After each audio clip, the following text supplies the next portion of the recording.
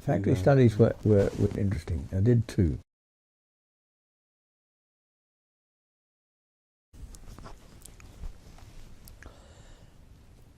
The first thing I worked in was in the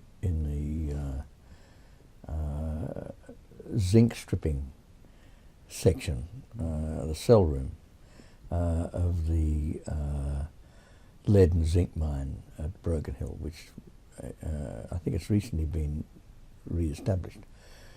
And I got permission from the industrial, the managing section to work in this, and I would sit there with the workers actually throughout their shifts and record in detail who was talking to who.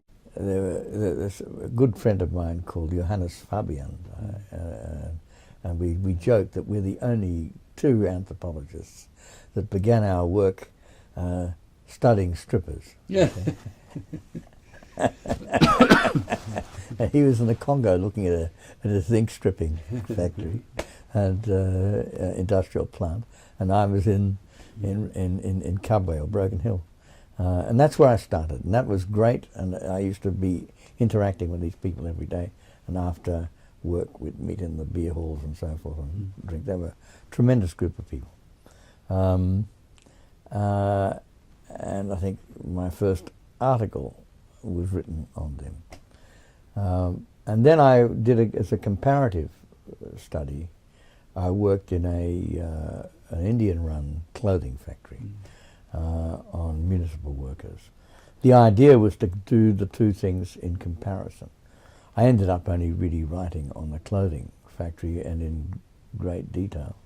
And I really should have done a much more global comparison of the two, because of a very different sort of context.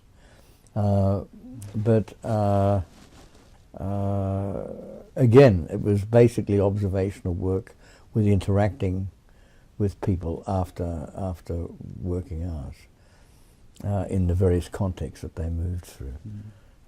Following up on the famous earlier works that were done in the Cobalt along the same lines.